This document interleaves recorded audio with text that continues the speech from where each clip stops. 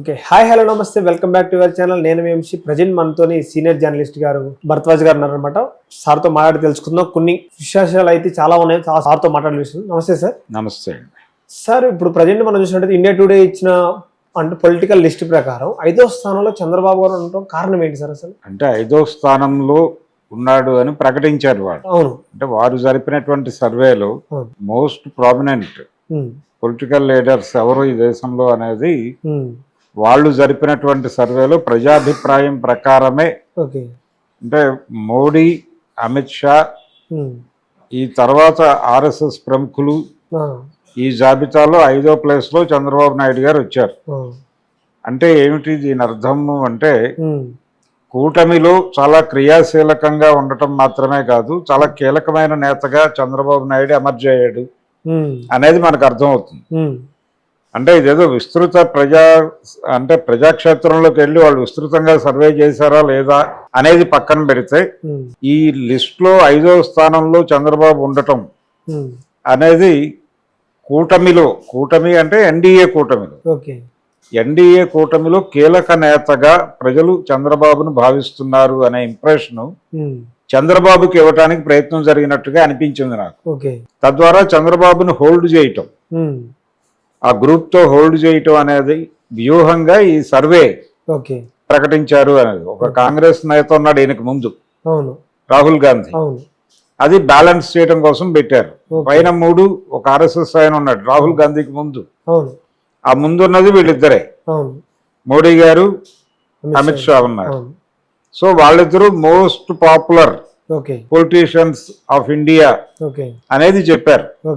రాహుల్ గాంధీని ఈ సర్వేకి ఒక ప్రామాణికత ఉంది అని చెప్పడం కోసం 4వ నెంబర్లో రాహుల్ గాంధీని పెట్టారు. పెట్టేసి చంద్రబాబుని హోల్డ్ చేయడం కోసం 5వ స్థానంలో పెట్టారు. ఇది వీళ్ళ రాజకీయ వ్యూహం. అంటే ఇది ఇండియా టుడే సర్వే చేసింది అనే దానికన్నా కూడా బీజేపీకి కావలసిన కార్యక్రమాలు నిర్వహించడం కోసం వాళ్ళు హోల్డ్ చేయదలుచుకున్నటువంటి నాయకులకి ఆ భరోసా కల్పించడం కోసం ఈ సర్వే జరిగినట్టుగా అనిపిస్తుంది.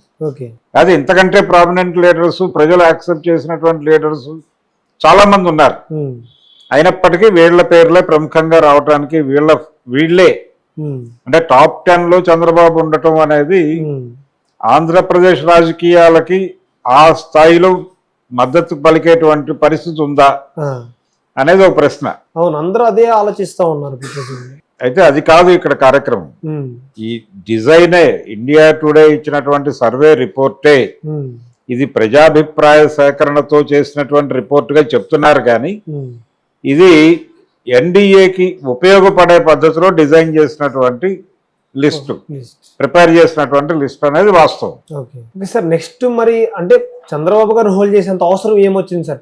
అంటే ఓన్లీ ఆంధ్రప్రదేశ్ లో బీజేపీని ఇంకా బలపరచాలనా? బీజేపీని బలపరచడం కాదండి, ఇక్కడ ఉన్నటువంటి కూటమి ప్రభుత్వాన్ని, అంటే కూటమి ప్రభుత్వంలో ఏ రకమైన అభద్రతలు పోగుపడకుండా చూసుకోవటానికి ఎన్డీఏ చంద్రబాబు మీద చాలా కీలకంగా అంటే తీక్షణంగా చూస్తోంది, గమనిస్తోంది. ఆయన ప్రతి కదలిక వాళ్ళ దీనిలో ఉంది, వాళ్ళ దృష్టిలో ఉంది.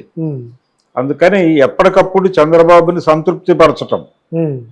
సంతృప్తి పరచడం ద్వారా ఆయన్ని తమ హోల్డ్ లో పెట్టుకోవటం, ఇది వాళ్ళు బలంగా చేస్తున్నారు.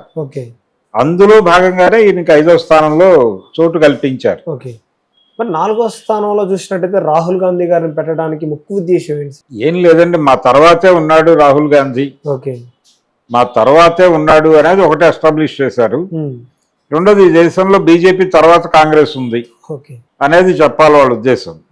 రాహుల్ గాంధీని పెట్టడం ద్వారా ఈ టోటల్ సర్వేకి ఒక సాధికారత వస్తుంది. ఇది ఇప్పుడు నాలాంటి వాడు ఎవడో ఇది వాళ్ళ కోసం చేసిన సర్వే అన్నారు అనుకోండి, అదంతా తప్పు, అదంతా బూటకం. రాహుల్ గాంధీకి ఒకవేళ అదే నిజమైతే రాహుల్ గాంధీకి 4వ ప్లేస్ ఎలా దక్కుతుంది అని అడుగుతారు. ఈ అభిప్రాయం ప్రజల్లో నుంచి రావడం కోసం, ఈ సర్వేకి ఒక ప్రామాణికత రావడం కోసం రాహుల్ గాంధీని అక్కడ 4వ ప్లేస్ లో పెట్టారు. అది కూడా వ్యూహమే. ఇలా అనేక వ్యూహాల వేదికగా ఇండియా టుడే సర్వే కనిపిస్తోంది. అంటే ఓన్లీ పొలిటికల్ అనాలిసిస్ వాళ్ళ చేతిలో